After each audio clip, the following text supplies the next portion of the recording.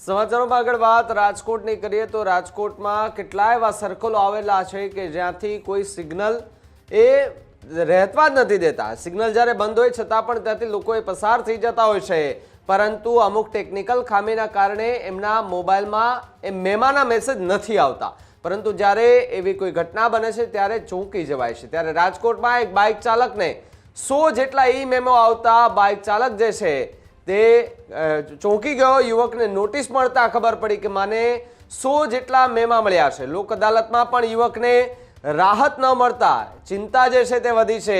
બીજી તરફ જો વાત કરવામાં આવે તો લોક અદાલતમાં પણ તે ગયો હતો અને ત્યાંથી પણ તેમને રાહત નથી આપવામાં આવી। બીજી તરફ જો વાત કરવામાં આવે તો એ પહેલો મેમો આવ્યો ત્યારે એમને જાણ નહોતી કરવામાં આવી। લોક અદાલતમાં એ 37,000 જેટલા કેસ જે છે તે મૂકવામાં આવ્યા, જેમાંથી 60% કેસ જે છે તેની અંદર સમાધાન થયું છે, તો બીજા અન્ય કેસો જે છે તેની પ્રોસેસ ચલાવાઈ રહી છે। સાથે જ બ્રિજેશ નિમાવતને હેલ્મેટ ન પહેરવા બદલ 100 જેટલા મેમા આવ્યા છે। સાથે જ એક જ જગ્યાએ લઈને 100 મેમા આવવાને લઈને એ વ્યક્તિ પણ ચોંકી ગયો છે કે 100 મેમાની કિંમત આશરે ગણીએ તો 50,000 જેટલી થાય છે। આ 50,000 જેટલી કિંમતના મેમા જે છે તે આવ્યા છે। યુવકને નોટિસ મળતા ખબર પડી કે મને 100 મેમા આવ્યા છે। સાથે જ લોક અદાલતમાં પણ યુવકને રાહત ન મળી અને એ જ રીતે અનેક યુવાન છે કે જેને 30 કરતાં વધુ મેમા આવ્યા, કે જેને 36,000 જેટલો મેમો જે છે તે દંડ ભરવાનો આવ્યો છે। ત્યારે આ બે વ્યક્તિએ રાજકોટના છે કે જેને એક જ જગ્યાના એકને 100 મેમા તો બીજાને 30થી વધુ મેમા આવ્યા છે। એકને 50,000નો દંડ તો બીજાને 36,000 જેટલો દંડ જે છે તે ફટકારવામાં આવ્યો છે। અને જો આગામી સમયમાં દંડ નહીં ભરે તો એમના લાયસન્સ રદ કરવાની પણ વાત જોવા મળી રહી છે। ત્યારે યુવાનોએ પણ ગંભીર આરોપ લગાવ્યા છે કે ટેકનિકલ ખામી હોઈ શકે તો અમને મેસેજ પણ નથી મળતા કે ત્યાં એ અમને અમારો હેલ્મેટ વગર અમારો મેમો આવી ગયો છે। પરંતુ જ્યારે આ નોટિસ આવી ત્યારે ખબર પડી કે અમારે 100 જેટલા મેમા આપ્યા છે અને એ મેમાનો અમારી પાસે કોઈ મેસેજ નથી આપ્યો અથવા તો ક્યાંય ઉલ્લેખ પણ નથી કરવામાં આવ્યો। તો આ મેમા અમને કેવી રીતે આપ્યા તેને લઈને યુવકો જે છે તે હાલ કહી રહ્યા છે કે આમાં તપાસ થવી જોઈએ અને ખાલી ફોકટ રીતે એમને હેરાન પરેશાન કરી રહ્યા હોવાનો ગંભીર આરોપ અત્યારે આરટીઓના અધિકારીઓ પર લગાવી રહ્યા છે। ત્યારે જે કેમેરા એ સિસ્ટમથી ચાલતા કેમેરા હોય છે, પરંતુ ક્યારેક ટેકનિકલ ખામીને કારણે કંઈક ઊંધું ચિત્તું થઈ જતું હોય છે।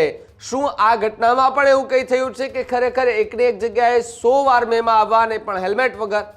એક સૌથી મોટો સવાલ અહીંયા ઊભો થઈ રહ્યો છે। ત્યારે લોકો શું કહી રહ્યા છે બંને વ્યક્તિ, એમની સાથે મારા સંવાદદાતાએ વાત કરી ત્યારે એમને શું આરોપો લગાવ્યા અને ક્યારે ખબર પડી એમને કે એમને 100 મેમા આવ્યા છે, એમને સાંભળીએ।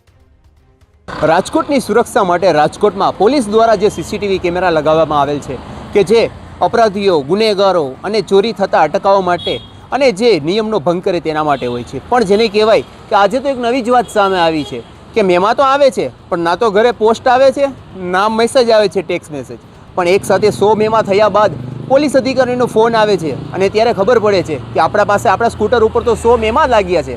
અને જ્યારે લોક અદાલતની વાત સાંભળવા મળે છે અને લોકો જ્યારે કોર્ટે પહોંચે છે ત્યારે હકીકતમાં લોક અદાલત જેવું કંઈ હતું જ નહીં અને ત્યારે 100 મેમાની વાત આવે છે ત્યારે 100 મેમાને લઈને વ્યક્તિ ડરેલા હોય છે, કેમ કે એક સાથે 100 મેમા, હવે નાનામાં નાની રકમ ગણો તો 300, 400, 500 રૂપિયા, તો પણ 100 મેમાની રકમ છે તે બહુ મોટી થાય, જેને કહેવાય કે એક સ્કૂટર કરતાં પણ વધારે કિંમતના મેમા છે। ત્યારે આપણી જોડે અત્યારે અહીં જોડાયેલા છે, તેની જોડે વાત કરીશું કે કઈ રીતની છે આખી વાત અને ચર્ચા। આપનું નામ?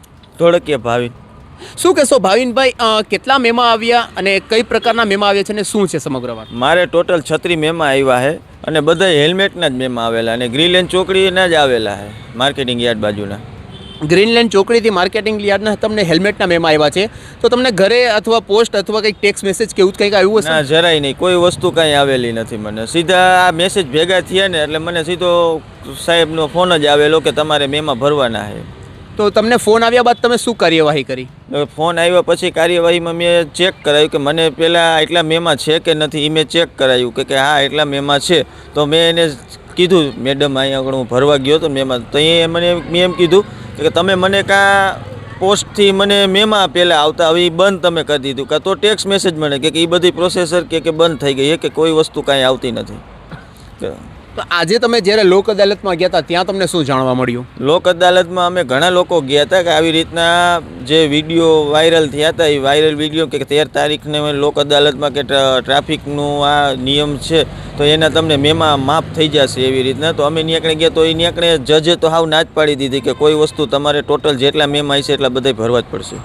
તો હવે તમારી શું માંગ છે, કઈ રીતે થવું જોઈએ અને તમે શું કાર્ય કરો છો અને ટોટલ મેમાની કિંમત કેટલી છે અને ટોટલ મેમા કેટલા છે? મારે ટોટલ 36 મેમા છે અને ટોટલ 1000 રૂપિયાના મેમા એટલે મારી ટોટલ રકમ 36,000 રૂપિયા થાય. તો મારી વ્હીકલની કિંમત પૂરી એટલી 20,000 રૂપિયા તો કિંમત છે. તો મારે વ્હીકલ વેચવું કે રાખવું તો મારે એટલા મેમા ભરવા કે ન ભરવા? હા, મેમા ભરી અમે, એની ના નથી. અમે જે નિયમનું ઉલ્લંઘન કરેલું છે તો નિયમનું ઉલ્લંઘન તો અમને એક આયરા એટલા મેમા ભેગા થયા છે તો અમને એમાં રાહત દેવડાવી દો. તો તમે જે હેલ્મેટ નહોતું પહેર્યું તો તમે સિટીમાં નીકળ્યા હતા, હાઈવે ઉપર હતા, કઈ રીતની હતી? હું સિટીમાં નીકળેલો અને સિટીમાં જ હું ગયેલો હું. ઓકે. ત્યારે આમની જે વાત છે કે 20,000નું વ્હીકલ છે અને 36,000ના મેમો છે, એટલે હવે આ મજૂરી કામ કરતા લોકો જાય ક્યાં? 36,000ના મેમો એક સાથે 20,000ના વાહન માટે કઈ રીતે ભરે? સ્કૂટર રાખવું, વેચી દેવું, શું કરવું તે પણ મૂંઝાણા છે. આપણી જોડે બીજા પણ છે. આપનું નામ? બ્રિજેશ નિમાવત. શું કહેશો બ્રિજેશભાઈ, કઈ રીતની આપની સાથે ઘટના થઈ છે અને આજ સવારે જ્યારે તમે નામદાર કોર્ટ પાસે ગયા હતા ત્યારે ત્યાંથી કઈ રીતનો જવાબ મળ્યો? નામદાર કોર્ટમાં ગયા ત્યારે સૌપ્રથમ તો પહેલાં તો અમને જજ સાહેબ પાસે જવા જ નહોતા દેતા કે ભાઈ ના, આ તમારે મેમાં ભરવા પડશે. અને ત્યાર પછી અમે બહુ ઝાઝા લોકો હતા, લગભગ 150+ માણસો અમે હતા, એટલે બધાએ આજીજી કરી. એટલે પછી કીધું કે ભાઈ હા, તો હવે જજ સાહેબ પાસે તમે જાઓ. એટલે જજ સાહેબ પાસે બેસા અને બધાએ 1 બાય 1 એમની રજૂઆત કરી. ત્યારે જજ સાહેબે એવું કીધું કે ભાઈ આ જે વિડીયો વાયરલ થયો છે લોક અદાલત માટેનો, એના ઉપર અમે કાર્યવાહી કરશું કે ભાઈ આ ફેક્ટ છે, કોઈ આવી રીતનું લોક અદાલત અહીંયા ભરાણેલી નથી. અને હા, જો લોક અદાલતમાં તમારે આવવું હોય તો તમને નામદાર કોર્ટમાંથી તમને સમન્સ મળે, ત્યાર પછી તમે આવી શકો, એ પહેલાં તમે ન આવી શકો. એટલે એ ત્યાંથી પછી અમે બહાર નીકળી ગયા અને કે તમારે કામેમાં ભરવો પડશે ને અધરવાઇઝ તમારે કેસ લડવો પડશે. એટલે હવે મારે જે વસ્તુ થઈ છે કે મને 2023થી લઈને આજની તારીખ સુધી 100 મેમા આવેલા છે.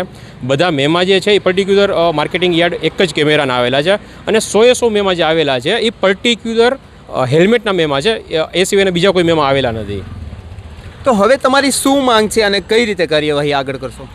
હવે એક અરજી કરીએ છીએ કે ભાઈ જે મેમા આવેલા છે તો કાં તો એ માફ કરવામાં આવે અને અધરવાઇઝ એમાં રાહત આપવામાં આવે. અને બીજું એ બી તમને કહેવા માગું છું કે જો તમે મને પ્રથમ મેમો જે મારો જનરેટ થયેલો જે 2023ની સાલમાં, તો એ મારી ઘરે આવેલો હોત અથવા તો ત્યારે મને કોઈનો કોલ આવેલો હોત તો હું ત્યારથી ભરીને ત્યાર પછી મને ખબર પડે કે ભાઈ આવો આપણે ગુનો કરીએ છીએ તો આપણે નેક્સ્ટ ટાઈમ ન કરત. પણ એક સાથે 100 જમા થઈ ગયા ત્યાર પછી ફોન આવે છે તો એ વસ્તુ પહેલાં બી કરી શકતા હતા. એક મેમો આવ્યો, બીજો મેમો આવ્યો, ત્યારે કરી શકતા હતા. બટ એની બદલે જ્યારે 100 મેમા જમા થયા ત્યાર પછી મને કહેવામાં આવે છે. અને બીજી વસ્તુ એ કે પર્ટિક્યુલર બધા મેમાં એક જ કેમેરાના આવેલા છે, તો હું આખા રાજકોટમાં ફરું છું તો બીજે કંઈ શું મતલબ કેમેરા હશે જ નહીં કે ચાલુ હાલતમાં નહીં હોય? તમને ટોટલ કેટલી રૂપિયાના કિંમતના મેમા આવેલા છે? 50,000થી 60,000ના મેમા છે, ટોટલ 100 છે. ત્યારે આપણે જાણ્યું કે કોકને 50,000, કોકને 30,000, 35,000, જેને કહેવાય કે રકમ તો મોટી મોટી થતી જાય છે. હવે મેમા તો આવ્યા છે પણ હવે જ્યારે જોવાનું કે આ મેમાનો કઈ રીતે ઉકેલ આવે છે ને જે લોકો છે તે હેરાન પરેશાન થઈ રહ્યા છે. વિડીયો વાયરલ અમુક જોયેલા છે તેવું પણ કહેવામાં આવ્યું છે કે એના કારણે તે અત્યારે નામદાર કોર્ટ પાસે પહોંચ્યા હતા પણ ત્યાંથી જવાબ નથી મળેલો. હવે કઈ રીતની આગળ કાર્યવાહી થાય છે? શું કામ કે 100 મેમા એટલે બહુ વધારે કહેવાય. હવે કઈ રીતે આગળ કાર્યવાહી થાય છે, કઈ રીતે આને હવે પ્રક્રિયામાં આગળ વધારે છે તે જોવાનું રહ્યું. ન્યૂઝરૂમ ગુજરાત, સાવંજાની, રાજકોટ.